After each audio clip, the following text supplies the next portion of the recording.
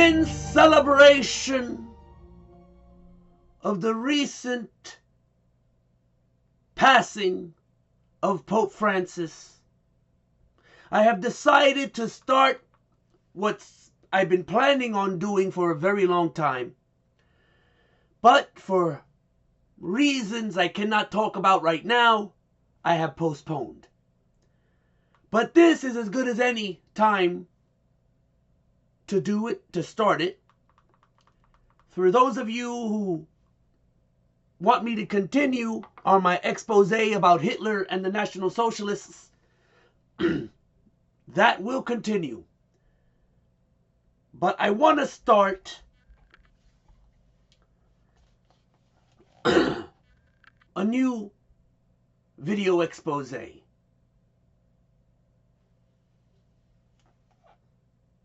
A Dark History, the Popes. Vice, murder, and corruption in the Vatican.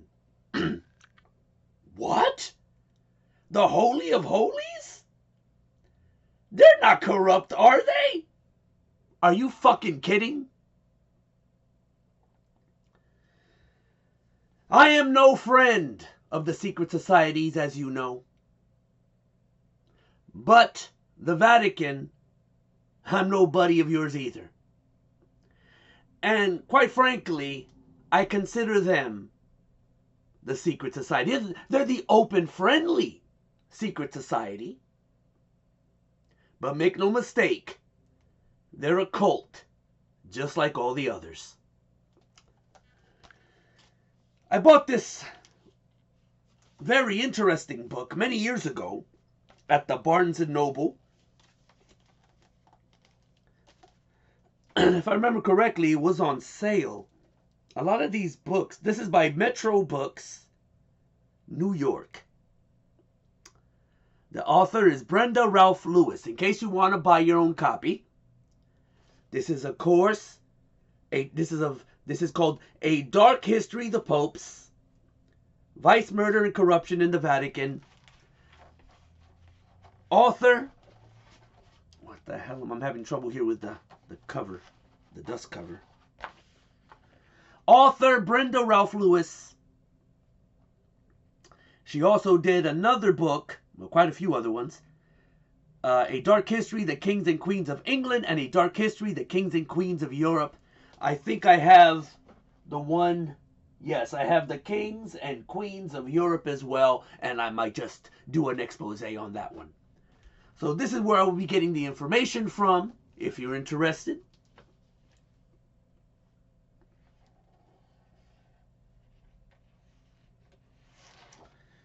We will start, let me see, where should we start here? I want to get into the juicy stuff. Let's see.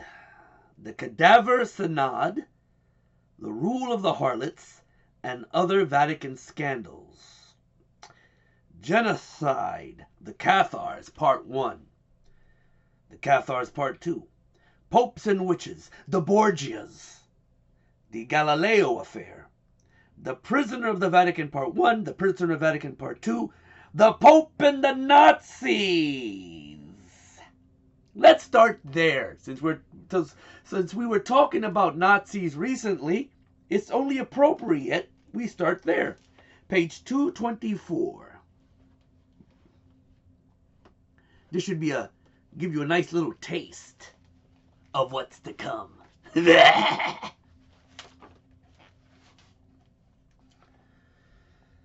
Okay, the Pope and the Nazis. And again, I must remind all of you, most of you are ignorant, Nazi stands for National Socialism. It's still socialism. Fascism is socialism. Zionism is socialism. Feminism is socialism. I think I said Zionism already. Zionism is socialism. Listen, most of the time it has an ism to it. It's some form of socialism or another. Just like communism.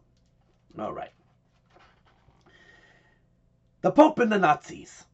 If ever a pope was handed a poisoned chalice on his election to the throne of St. Peter, it was Eugenio Maria Giuseppe Giovanni Pacelli. God damn. This cat had 1, 2, 3, 4, 5 fucking names. Who became Pius XII on 2nd March 1939, his 63rd birthday. Only 6 months later, on 3 September, the invasion of Poland by the forces of Nazi Germany initiated World War II, placing Pius in a unique and deeply uncomfortable position. Well, I don't know how uncomfortable he could have been. He must have been used to a form of socialism already. Mussolini was already in power, and he never bothered him. Mussolini never bothered the Pope, so why would he be bothered by Germany?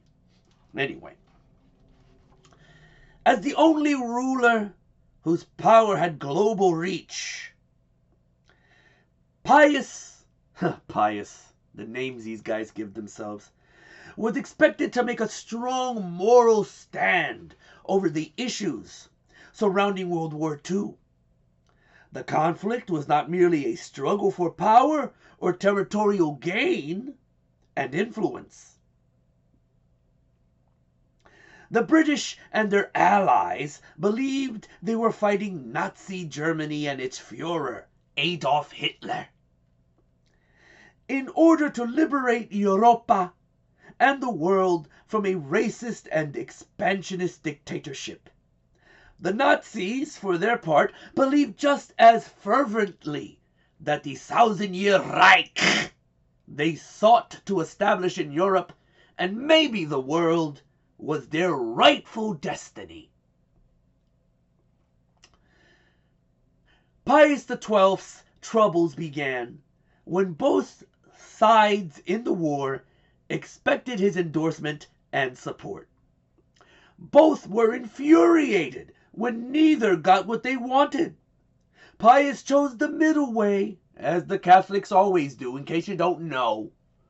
During wars, especially the global wars, the Vatican just sits back, relax. The Pope in the Vatican is just as much a puppet as the presidents are in the United Snakes, okay? But that's even worse with the popes and the Vatican, okay? They don't have the power they used to have. So they just sit back and relax. They're still a dangerous, formidable foe. But they just wait till the outcome. And then they endorse whatever side wins.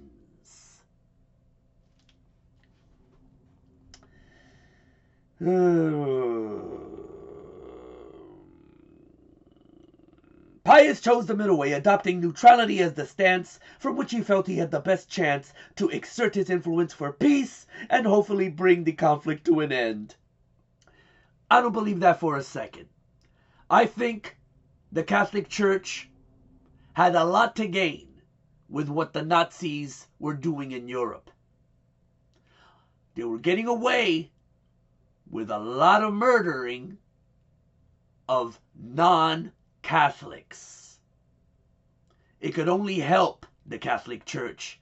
The more the Nazis murdered non-Christian peoples, the better. Even if the Vatican had nothing to do with it, technically, all right, they would have gained the prospect of more Catholics being born in Europe.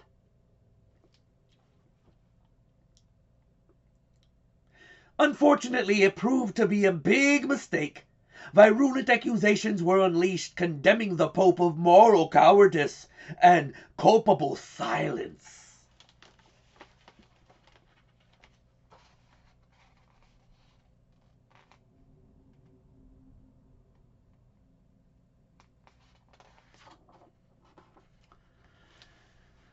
Oh, and let me remind you, if you have a problem with what I'm reading, I am only reading. I'm a messenger. Okay? Don't get mad at me. I know some of you out there are fanatical Catholics. You know, you think you have the answers to everything. But I'm just reading it. Don't get mad at me. Go after the author. What's her name again? Brenda Ralph Lewis.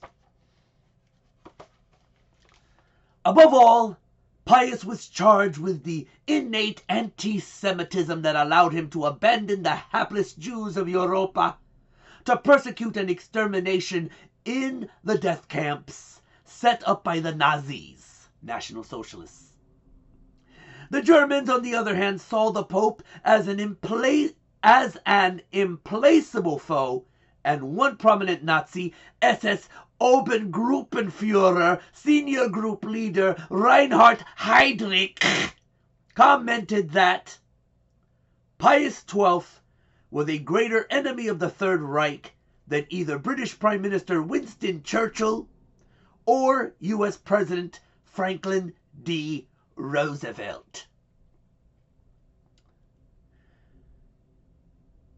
The controversy over the wartime role of Pope Pius XII continued after the end of World War II in 1945, and far beyond that into the 21st century. A collection of books and documentaries grew up around the subject, but the greatest single boost the debate received was sparked off by a sensational stage play premiered in Berlin on 20 February 1963. It was entitled The Deputy, a Christian Tragedy. And it was written by the German playwright Rolf Hochhuth, who later went on to make a name for himself specializing in controversial political dramas. However, Hochhuth's picture of a cold-eyed collaborator with a heart of stone did not ring true with anyone who knew Pope Pius and his long-standing record as a diplomat of charm and skill. He certainly looked like the monkish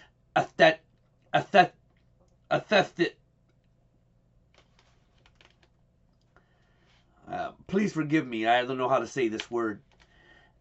Ascetic, who kept himself aloof from the world with his tall, stick-like frame, parchment pale face, and air of holy detachment.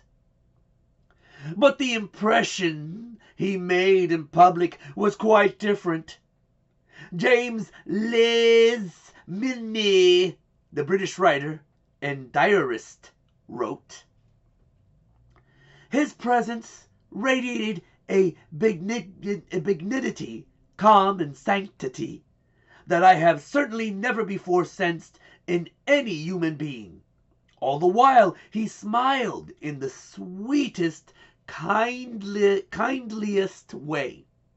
I was so affected I could scarcely speak, and was conscious that my legs were trembling."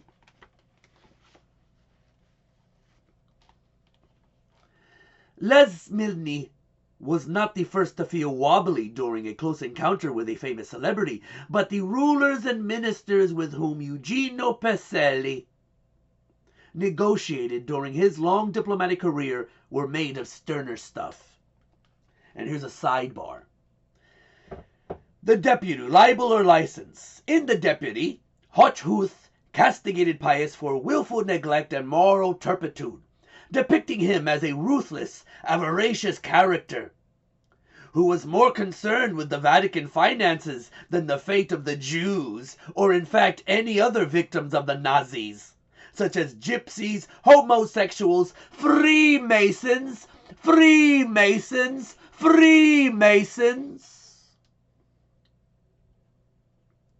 and Jehovah's Witnesses. The play Hochhuth First was also staged in English at London's Aldwych Theatre by the Royal Shakespeare Company later on in 1963. It was performed on Broadway in New York. Or is it Jew York?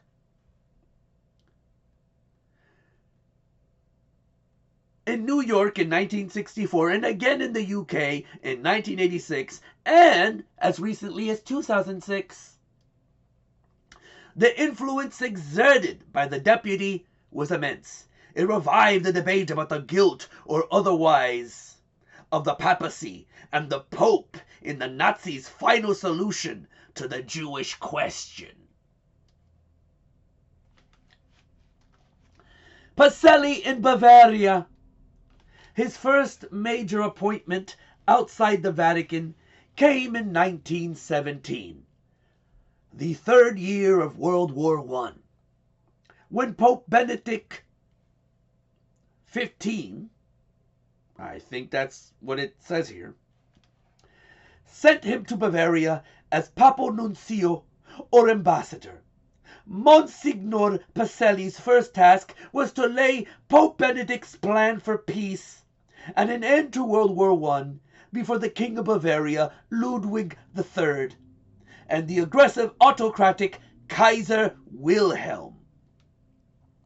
Pacelli seems to have made enough of an impression on the two monarchs and also on Wilhelm's chancellor, Theobald von Bethmann Hollweg, to raise hopes that there was a real prospect for peace, but he was extraordinarily disappointed and depressed when the German military intervened and escalated the fighting by introducing unrestricted submarine warfare. But if he could not halt the war, Pacelli moved on to the next best thing, promoting the humanitarian approach as formulated by Benedict, a pope well known for his compulsive charity towards the poor and needy. After World War I ended on 11 November 1918, Pacelli remained in Bavaria after most other diplomats departed. They had been wise to leave, for in April 1919, the so-called Spartacist revolutionaries seized power and formed the short-lived Bavarian Soviet Republic. The republic, which was modeled on the atheistic revolution in Russia, lasted only 4 weeks, but for as long as it survived, Pacelli, as a churchman and representative of the Pope, was in a delicate position. Calm composure and nerves of steel were required, and the nuncio proved he had plenty of both. Eugenio Pacelli's chief task as papal nuncio was to conclude a concordat, an agreement between the apostolic see and a government of a certain country on religious matters, with various European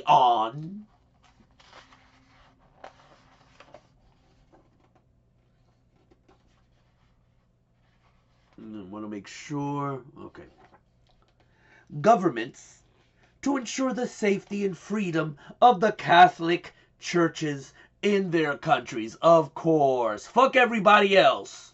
Gotta make sure those churches are okay. Gotta make sure they're still working. That's the money. The money goes there, and it goes to them. Oh boy.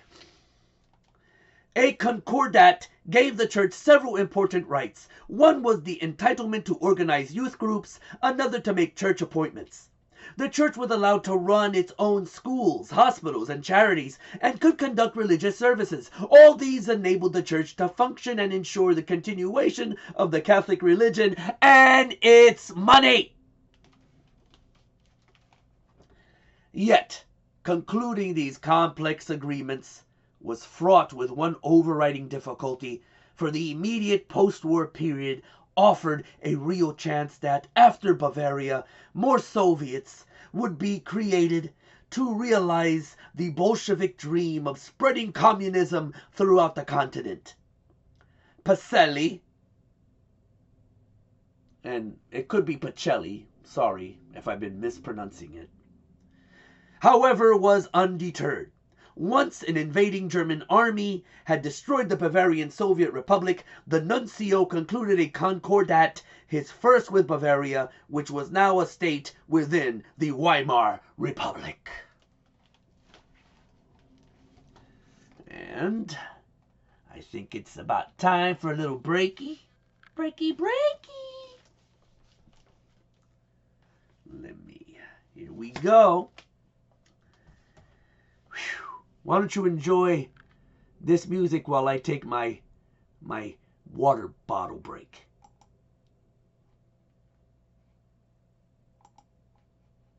What happened to the music here? Oops. Oh, I know what happened. It would be good if the volume was up.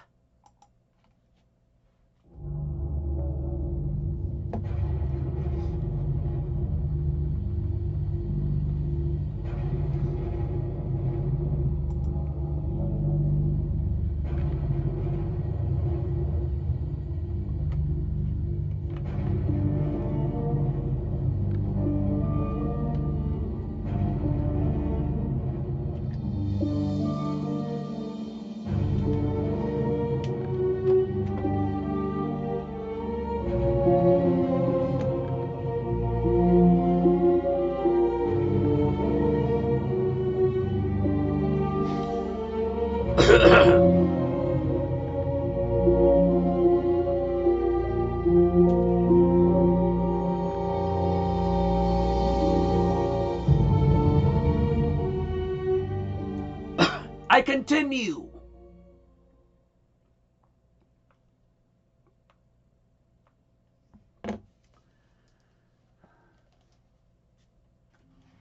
Appropriate music, right, for the dark history of the popes and the Vatican.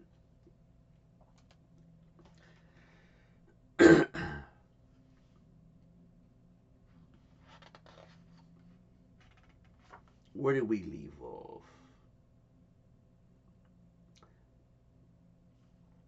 Return to Roma. After his frustrating encounters with the Soviets, Eugenio Pacelli was recalled to Rome in 1929, where despite his failure in Russia, both Catholics and Protestants greeted him as a great hero of the Christian cause. Pope Pius rewarded him with a cardinal's hat, and he achieved a further promotion in 1930 to Cardinal Secretary of State. In this exalted position, Pacelli agreed concordats with several countries where the Catholic Church needed to be bolstered after the upheavals of World War I.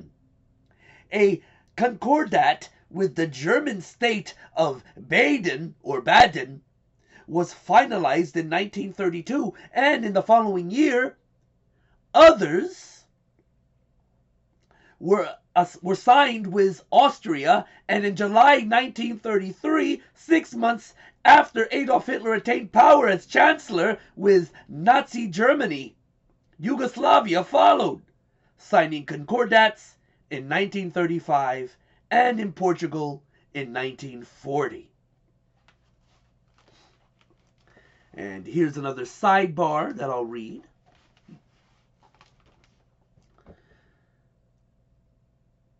Oh, let me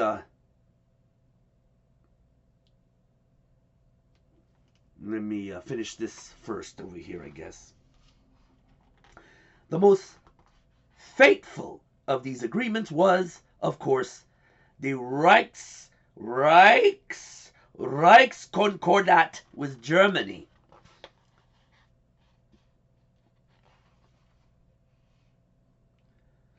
Oh boy.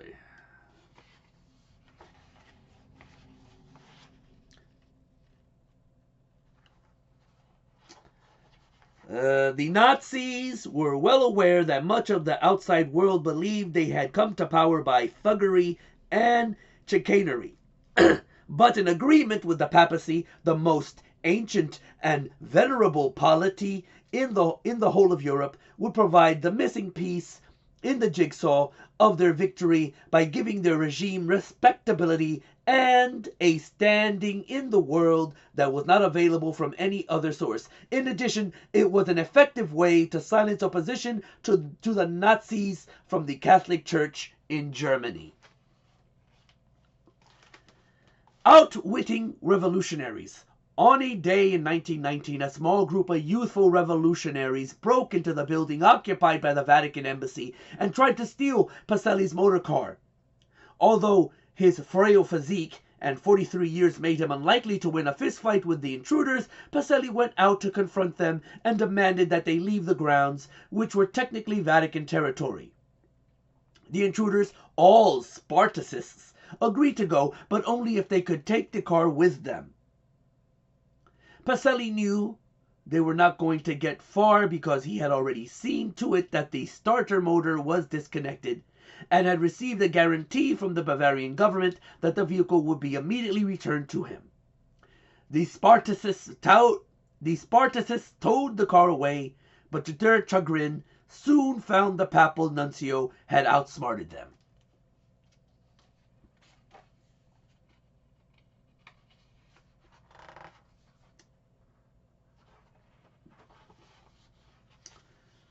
The Cardinal and the Soviets.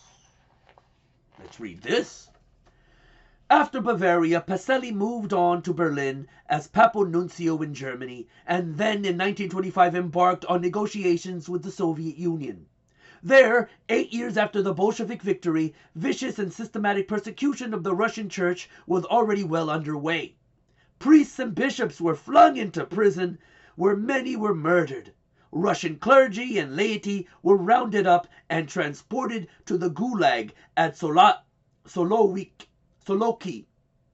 on the Black Sea. Churches were plundered and destroyed, religion was vilified in schools and in the press, God and teaching about God became forbidden subjects. Even so, Pacelli was determined to follow his orders from Pope Pius XI, which were to set up diplomatic relations between the communists and the Vatican. To help the process along, he organized desperately needed shipments of food to Russia, where thousands, if not millions, had been left hungry and destitute after World War I. Ain't it nice how they help at the last minute? That's when the Catholic Church likes to help people. Ain't it convenient that they let them do whatever they want, and then at the last minute, okay, you can help them. But even Pacelli could go so far and no further. The men he had to deal with, such as Foreign Minister Georgy Chicherin, made it virtually impossible to broker an agreement. Chicherin was a thoroughgoing atheist who despised religious education and refused to allow the ordination of priests and bishops. In this dangerous atmosphere, Pacelli believed he had a chance to come to terms in secret, but there was no meaningful progress. In 1927, Pius XI ordered him to break off negotiations.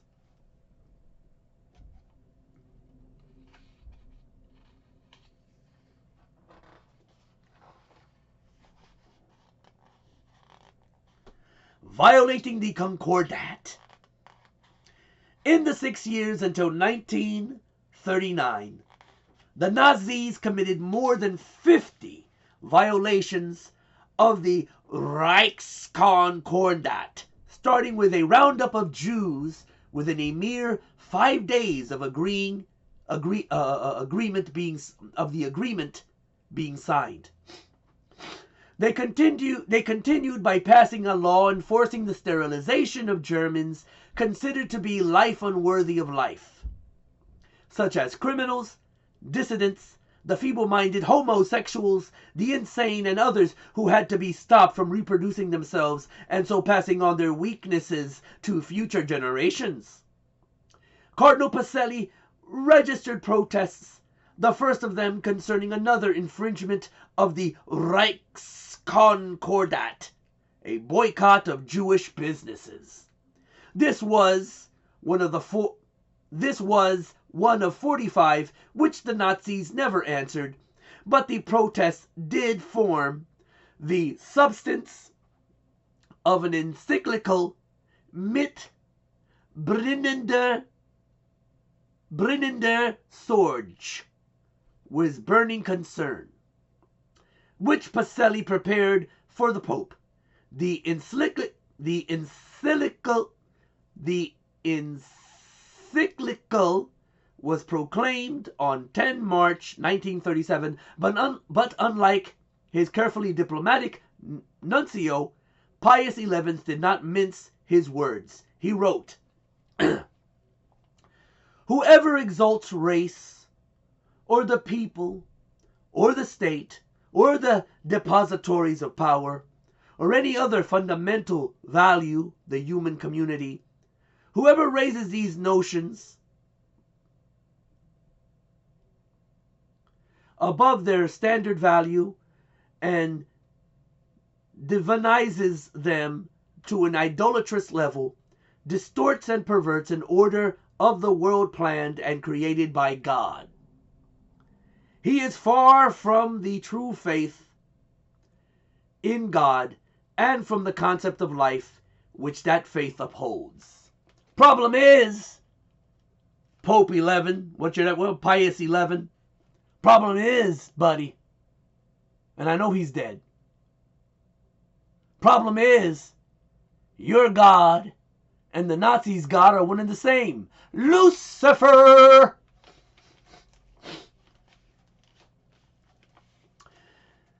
The faithless Führer. Whether or not Pacelli realized that this was the nefarious purpose behind his negotiations with Hitler remains unknown, but it would be surprising if the idea did not cross the mind of such an experienced and intelligent diplomat. Pacelli's aim was, of course, to strengthen the position of the Catholic Church in Germany, protect Catholic organizations, and ensure that Catholic education, Catholic schools, and Catholic publications, and Catholic money would not be molested. But this was where Cardinal Pacelli was under a misapprehension.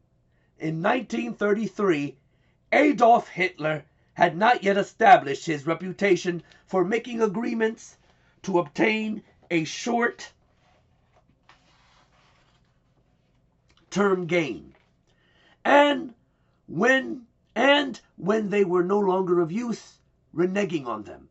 So the negotiations went ahead, and Pacelli, acting on behalf of Pope Pius XI, played his part in good faith. By the time the Nazis broke the Reichskonkordat, the deed was done, and the papacy found itself joined to a faithless and cynical partner. The Vatican responded to the perfidy of the Nazis with its own unique weapons. The papal encyclicals were normally written in Latin, but this time Cardinal Pacelli enlisted several German cardinals to help him write Mit brennender Sorge entirely in German. Pacelli was well aware that the Nazis would make every effort to prevent its distribution, and precautions were taken to ensure that it reached all Catholic churches in Germany.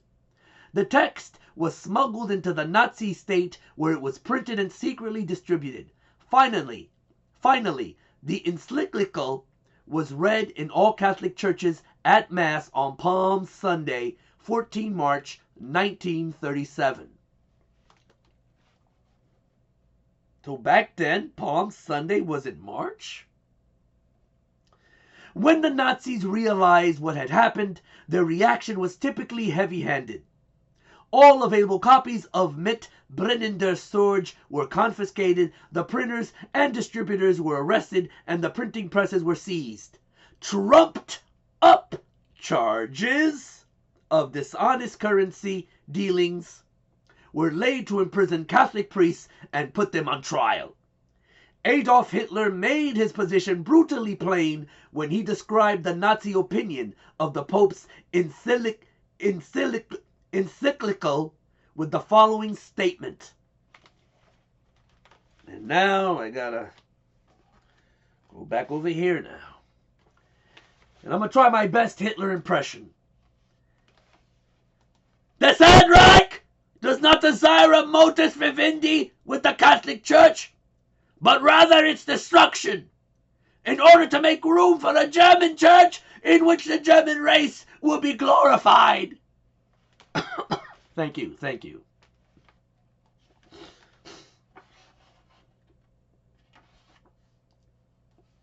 Okay.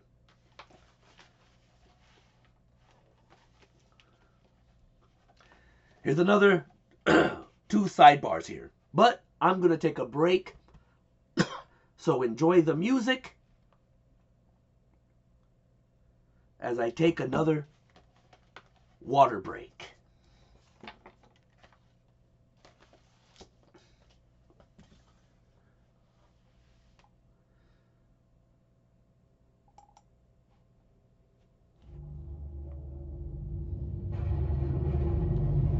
I'll be right back.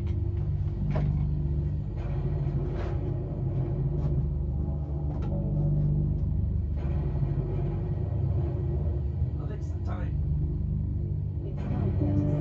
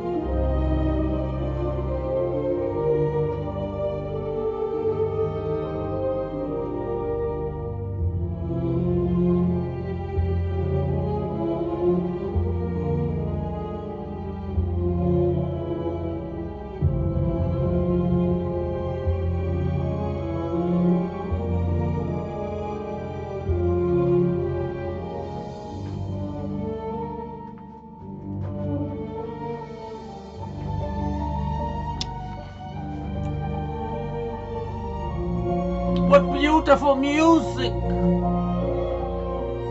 This is the type of music they listen to at the Vatican.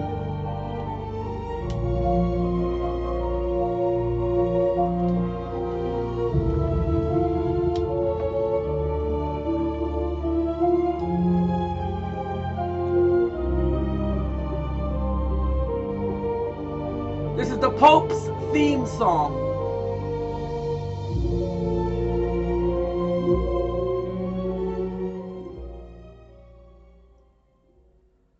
Okay, let us continue. I popped a cough drop in my mouth, so maybe that will help my throat.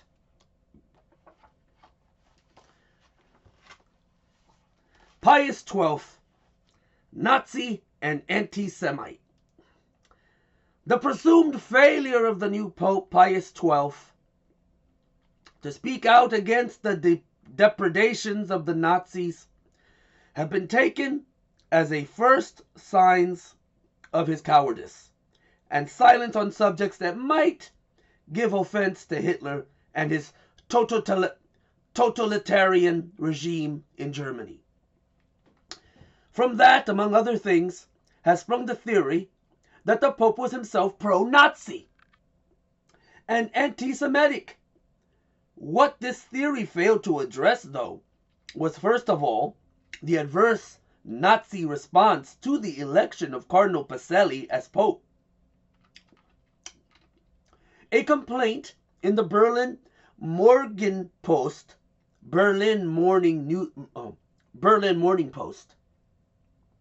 accused the new Pope of prejudiced hostility and incurable lack of comprehension.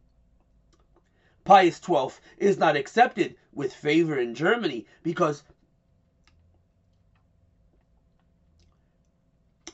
he was always opposed to Nazism and practically determined the policies of the Vatican under his predecessor. Eugenio Pacelli had little understanding of us.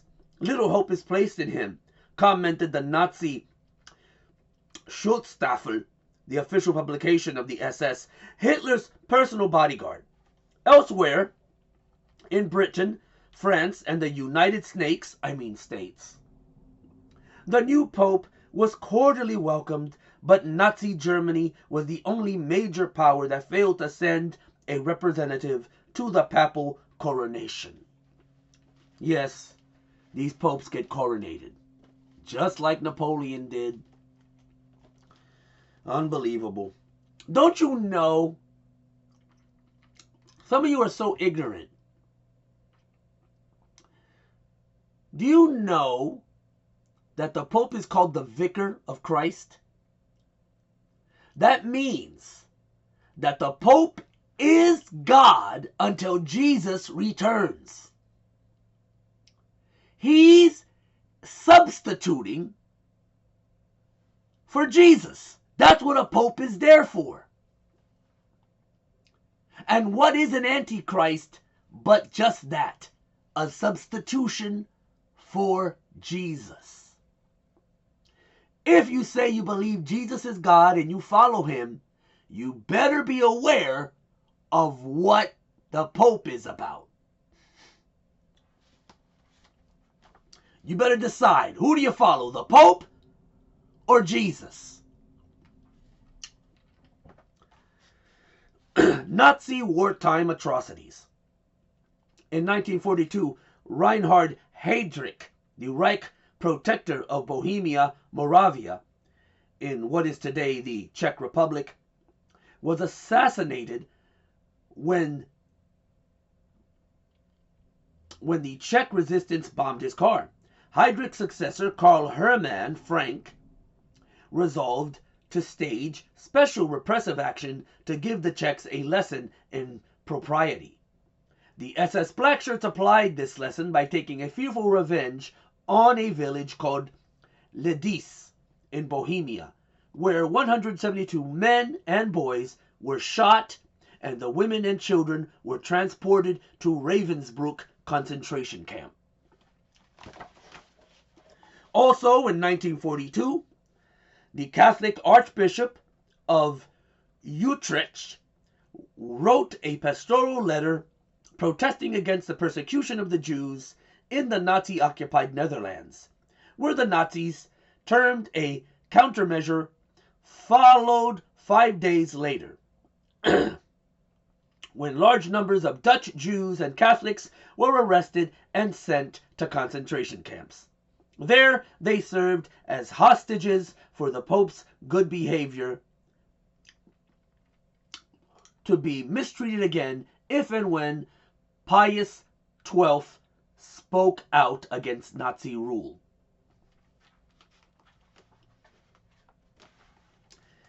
A repeat performance of Les Dix took place in 1944, when the activities of the French resistance hampered the movement of German troops urgently needed to help stem the advance of Allied forces after the D-Day invasion in northern France. At Oradour-sur-Glane, a village in southwest France, all the male inhabitants were shot. The women and children were herded into the village church, where they were burnt to death. And the village was razed to the ground. At least 1,000 villagers died.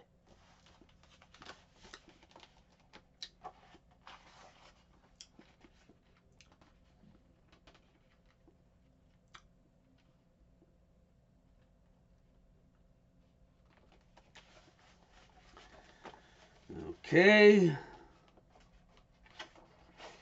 Oh, there's a lot of it. A lot of it, baby. Malevolent Nazi intentions. Cardinal Pacelli for one, was not surprised. Even before Hitler and the Nazis came to power, he had never doubted their intentions. The years before 1933 had seen plenty of rehearsals for their totalitarian state, its racism and its brutality.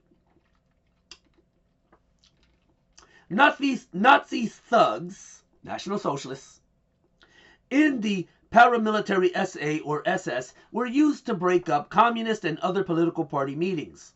Other opponents were beaten up or murdered.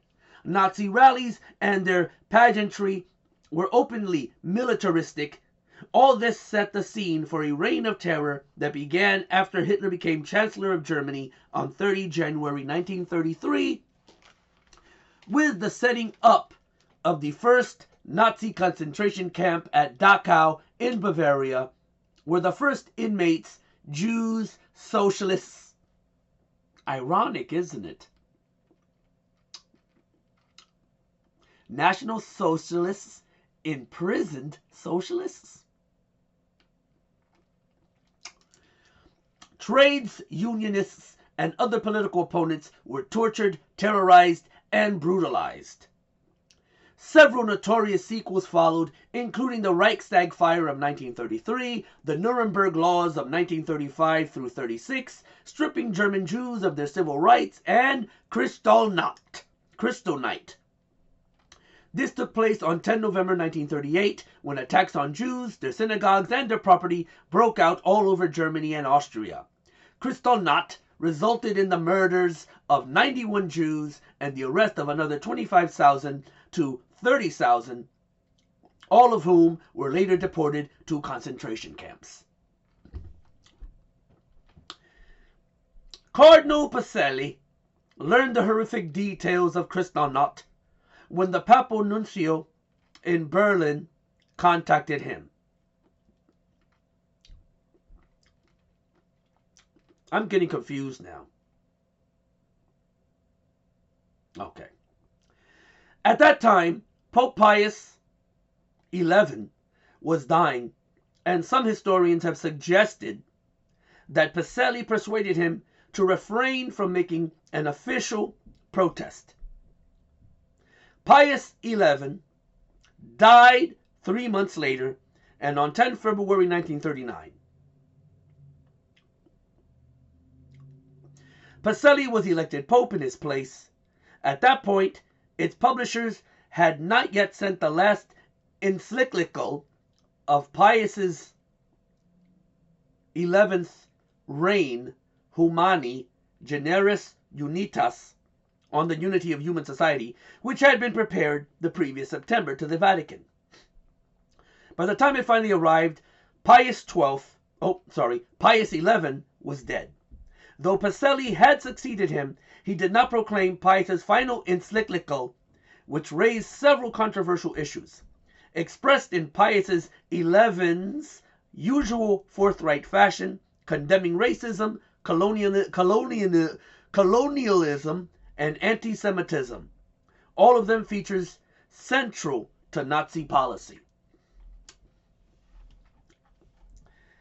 A second misunderstanding about Pope Pius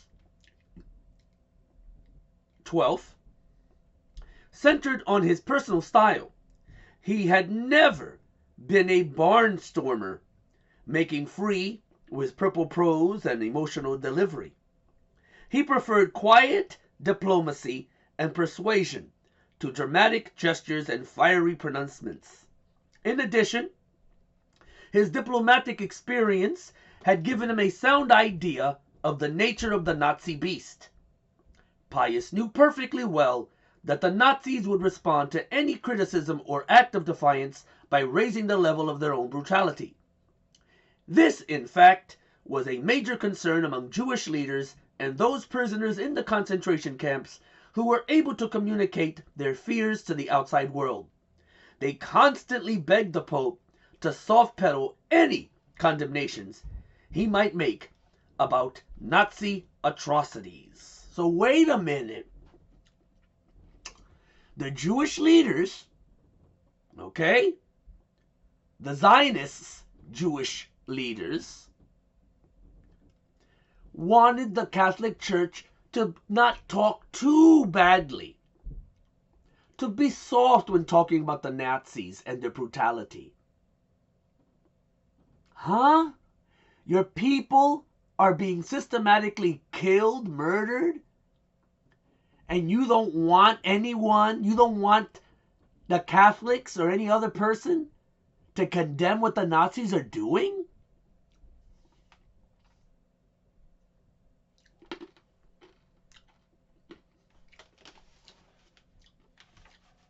I understand what they're saying. I understand what the book is trying to say. That to stop it from getting worse, please don't talk about them too badly. It doesn't matter. There's genocide going on.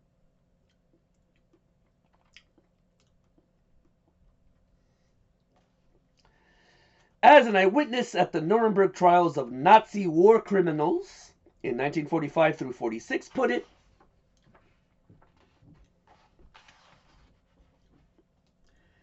any words of Pius XII directed against a madman like Hitler would have brought on an even worse catastrophe and accelerated the massacre of Jews and priests.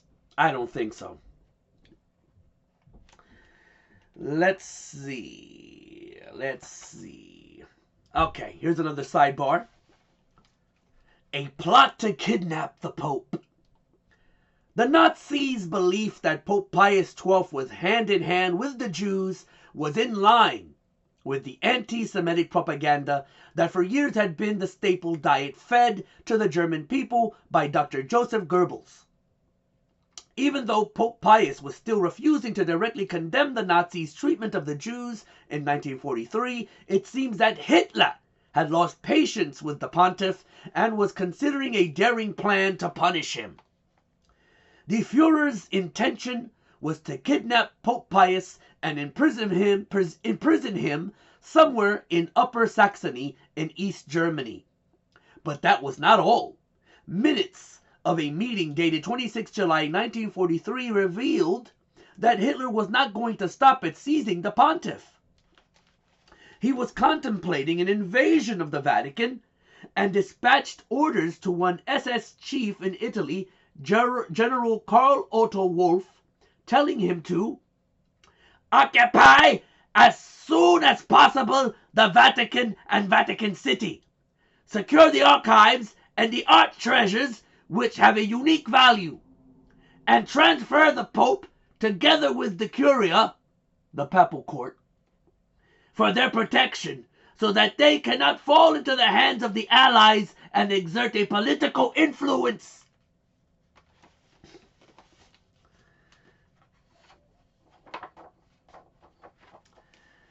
General Wolff, together with Nazi officials and diplomats, many of them Catholics, were aghast when they learned that the Führer was willing to go to such lengths to get his hands on the most prestigious leader in the world. Pope Pius himself was rather more charitable. He believed that Hitler was possessed by the devil, and on several occasions attempted to exorcise the Führer and so release him from the devil's wicked influence. As for Hitler, he had a megalomaniac's view of the Pope as the only human being who has always contradicted me and who has never obeyed me. He was resolved to eliminate this blot on his autocratic record. Defying the Führer had long been a dangerous, usually lethal business, but the plot to kidnap the Pope was not the time to be content with obeying orders and setting aside the dictates of conscience. It took considerable courage, but there were Germans willing to take risks to thwart their Führer's plans. One of them was Ernst von Weizsäcker, the German ambassador to the Vatican. He warned the Holy See of the danger in which Pope Pius stood and suggested they refrain from doing anything that might provoke the volatile Führer into action. The Nazi ambassador to Italy, Rudolf Rahn, together with several other German diplomats, also worked to foil the kidnap plan. So did General Wolff, who managed to talk Hitler who managed to talk Hitler out of it by the end of 1943. Or so the general thought. According to a detailed report in an issue of the Catholic daily paper Avenir d'Italie, which loosely translate as Events in Italy, published in January 2005, Wolf realized to his horror that in 1944 the projected kidnapping had resurfaced when he received new orders to that effect from Hitler. At this juncture, around the end of May 1944, Wolf was the SS commander in Nazi-occupied Rome. The Allied Fifth Army, which had invaded mainland Italy 8 months previously, was advancing fast on the city and was only days away from capturing it. The German Wehrmacht was preparing to withdraw, so Hitler seemed to think this would be a convenient moment to seize the Pope and take him along. Wolf resolved to act quickly, and before May was out, he had set up a secret meeting with the Pope. He arrived in disguise wearing civilian clothes rather than his SS uniform and slipped into the Vatican at night. With the help of a priest who knew his way around the complex of buildings, Wolf began by assuring Pope Pius that no kidnapping was going to take place, but went on to warn him that the Führer looked on him as a friend of the Jews and a barrier to his plans for world domination. Apart from warning the Pope to be on his guard, General Wolf could do little more, and he departed Rome with his forces shortly before the Allied army arrived and occupied the city. Or so they say. I want to remind those of you who are watching this and hearing it for the first time that this is a book written by a person who may or may not be stretching the truth or outright lying. Okay? I'm just giving you a warning there.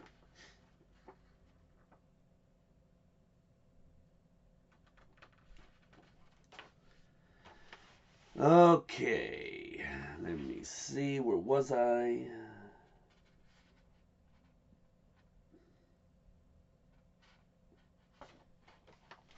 Horrific Nazi retaliations. This was a lesson the Jews had learnt the hard way. From the violent sequel to the killing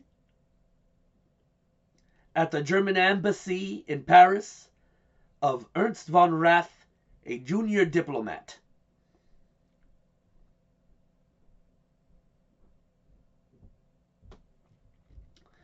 The culprit was a young German Jew, Herschel Jurinspan, who was protesting against the expulsion of his family from Germany.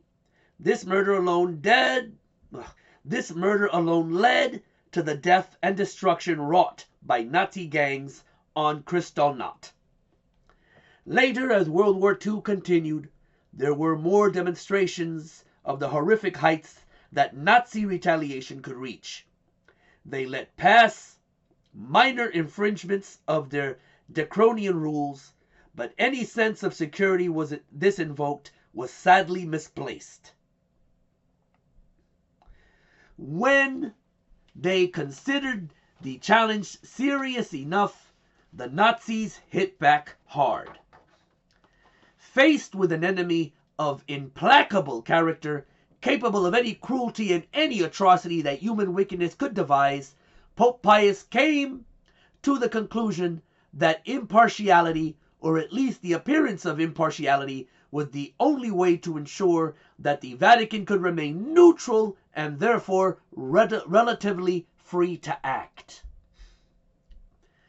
As a neutral state, and one that even the Nazis might think twice about attacking, the Vatican City, its buildings and its facilities could be used to implement clandestine rescue work on a scale that only a pope could achieve.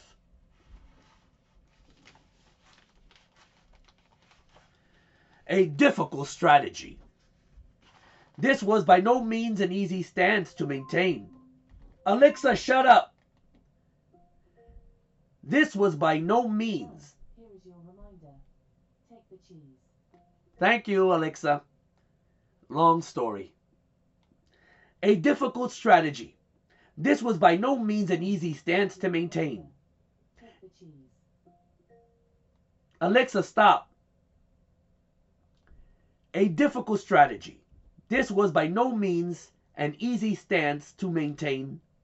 Inevitably, the Pope's strategy had to be kept secret, but just as inevitably, the secret led to assumptions about the indifference shown by a heartless Pius XII towards atrocities that deeply shocked others with less need to sit on the fence, or rather, give the impression of doing so.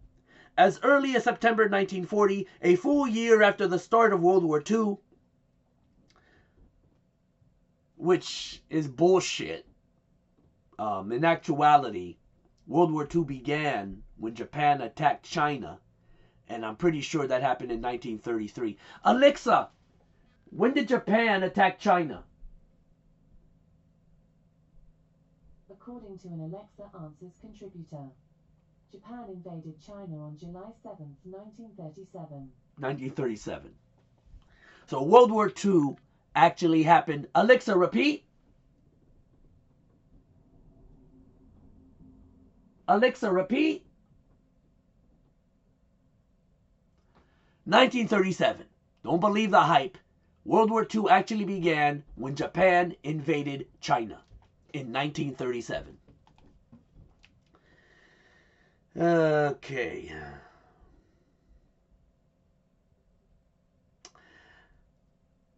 The neutrality of the Vatican and its Pope was being invoked to fend off sometimes strongly ordered pleas for positive action.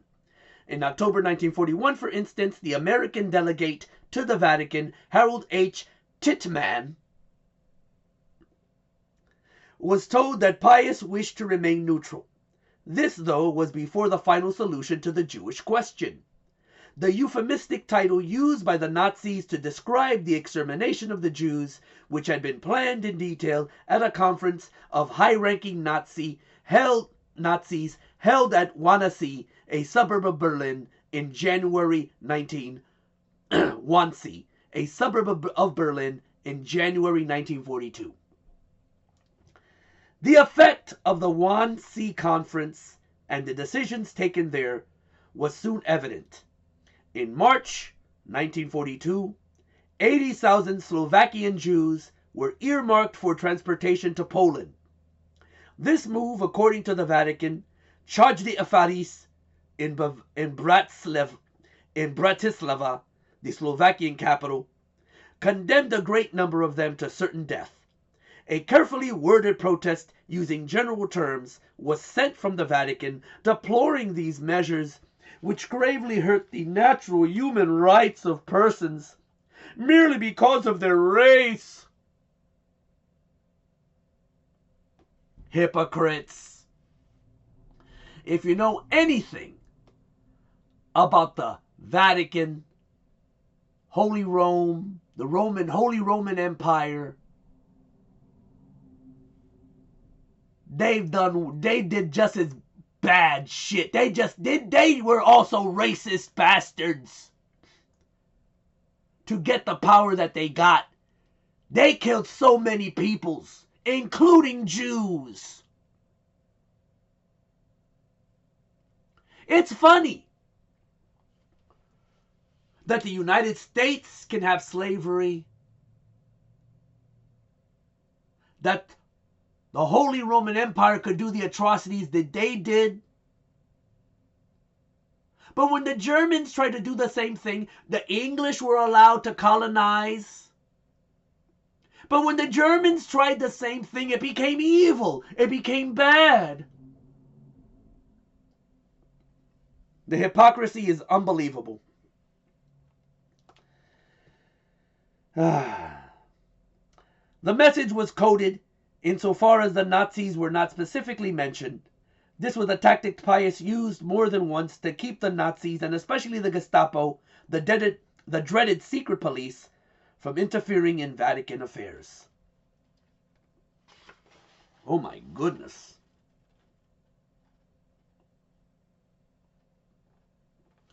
There's a lot of it, y'all. A lot more than I expected. Okay. Although critics of Pope Pius regarded his failure to call the Nazis to account as the coward's way out, the underlying message still got through when he made his Christmas broadcast on Vatican Radio. In 1941, Catholic and other families across the United States were moved to tune in. Just over 2 weeks earlier, on 7 December, a day that President Roosevelt said would live in infamy. The Americans had themselves been forced into the war by the Japanese attack on the U.S. Pacific Fleet at Pearl Harbor in Hawaii, but my previous video revealed that the United States government instigated and knew that the Japanese were going to attack and let it happen. On this occasion, the editors of the New York Times certainly got the true measure of Pius when he called for a real new order. I'm gonna read it, okay? But those of you who've watched my channel long enough know what that term is really saying. When he called for a real new order based on liberty, justice, and love, and then dismissed the chance of any agreement between combatants whose reciprocal war aims and programs seem to be irreconcilable. A New York Times article indicated that, even though it was in coded form, the Pope's message was a clear condemnation of the Nazis' persecution of European Jews, the article stated.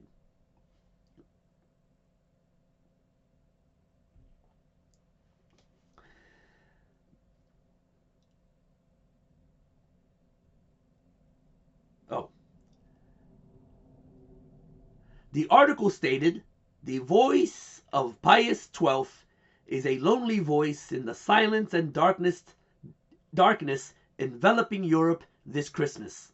Nazi aims are also irreconcilable with Pius's own concept of a Christian peace." At Christmas 1942, Pope Pius was a little more specific, although he still did not directly name any culprits when he broadcast his passionate concern for those hundreds of thousands who, without any fault of their own, sometimes only by reason of their nationality or race, are marked down for death or progressive extinction. The reference was unmistakable. There's a lot of it, y'all. Let me see how much more.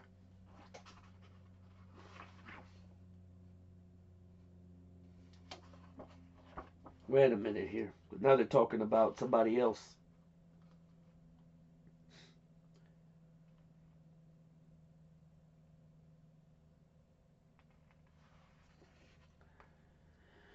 Let's see.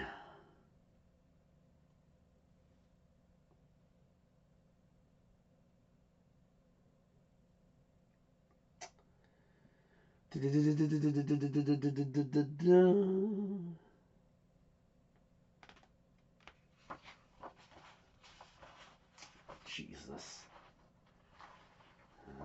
We got a lot of it.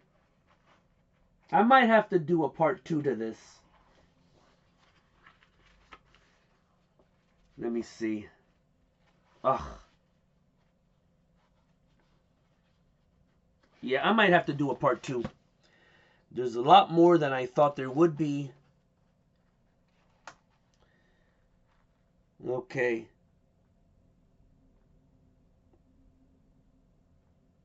Ooh, this Pope lasted for a while, huh? Apparently died on October 9th, 1958. So he had a nice little life, huh? Okay, I'm going to stop it right here because I do not want to lose my voice. I need to rest my voice. But if I get enough views for this video, that's what I'll do. If I get enough views for this video, I'll do a part 2 to this. to conclude it, so that'll be up to you. Make this video popular, share it, watch it over and over, like and subscribe if you like what I'm doing. I'm revealing the truth of those in power. And right now, their descendants are in power. Different faces, but same shit.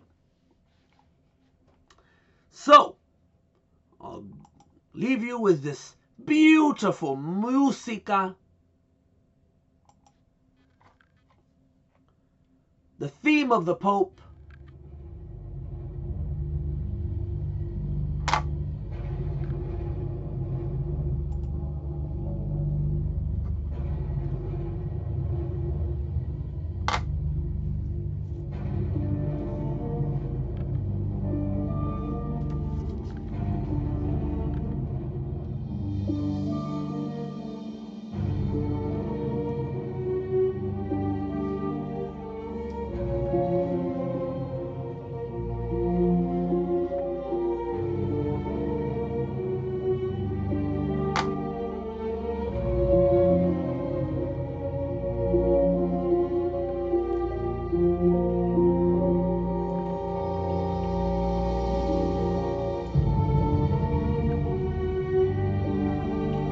You know,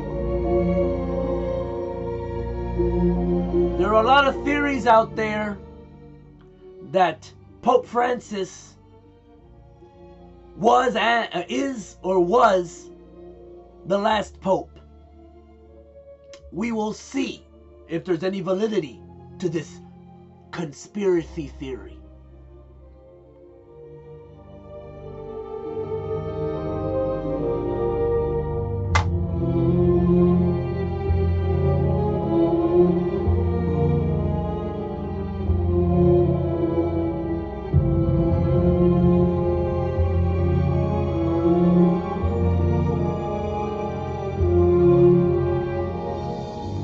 Peace!